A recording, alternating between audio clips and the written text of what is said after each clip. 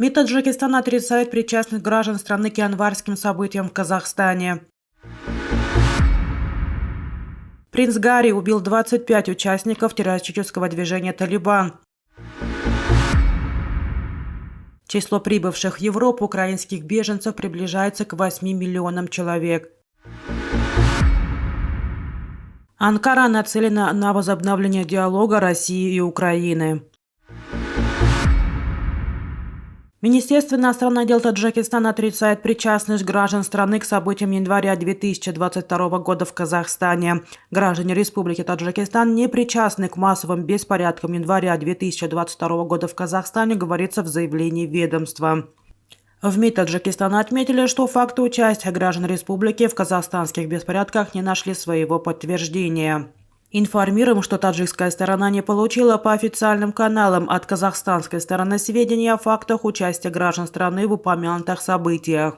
Более того, после циркуляции в СМИ информации со ссылкой на органы прокуратуры Казахстана, дипломатические и консульские представительства Таджикистана в Казахстане обратились в соответствующие структуры страны. Пребывание и данные факты не нашли своего подтверждения, говорится в заявлении МИД.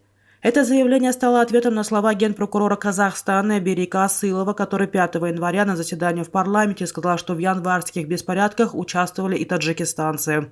Подозреваемыми в участии в массовых беспорядках и других преступлениях также признаны иностранцы. Среди них граждане Кыргызстана, России, Таджикистана и Узбекистана, сказал Асылов. Ранее причастность своих граждан к январским событиям в Казахстане опровергла МИД Кыргызстана. Во время служебной командировки на юге Афганистана в 2012-2013 годах герцог Сассекский Гарри убил 25 участников террористического движения «Талибан». Об этом член британской королевской семьи рассказал в своих мемуарах в Спейри. «Я поставил перед собой цель с первого дня никогда не ложиться спать с какими-либо сомнениями в том, правильно ли я поступил, стрелял ли я в Талибан или только в Талибан без мирных жителей поблизости. Я хотел вернуться в Великобританию со всеми своими конечностями, но еще больше я хотел вернуться домой с неповрежденной совестью», написал принц Гарри в своей книге. Отрывок из испанского издания, который приводит «Телеграф». Внук Елизаветы II признался, что число в 25 убитых талибов его не смущает, но и не удовлетворяет. Он рассматривал членов террористической организации как злодеев, которых необходимо было уничтожить до того, как они смогли бы убить славных парней.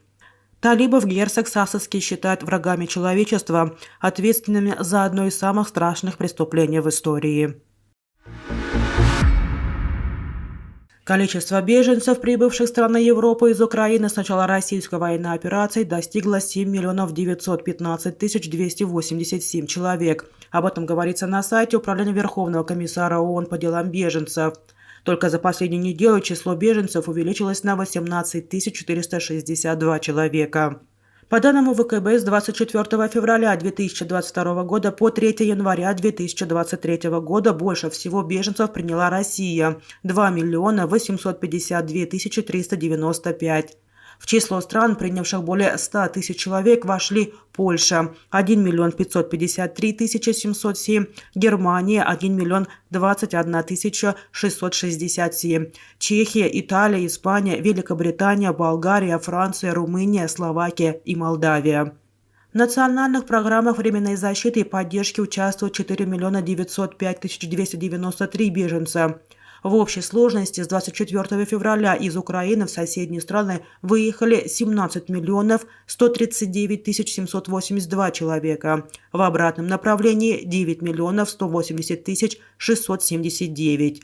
Евросоюз обещал принимать украинских беженцев минимум до марта 2024 года. В ноябре «Нью-Йорк Таймс» писал, что в Европе возник конфликт из-за неравенства в правах беженцев из Украины и из других стран.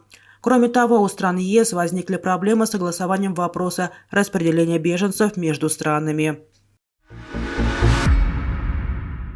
Анкара продолжает активные усилия для возобновления переговоров между Россией и Украиной. Об этом написал пресс-секретарь президента Турции Ибрагим Калын в пятницу в соцсетях.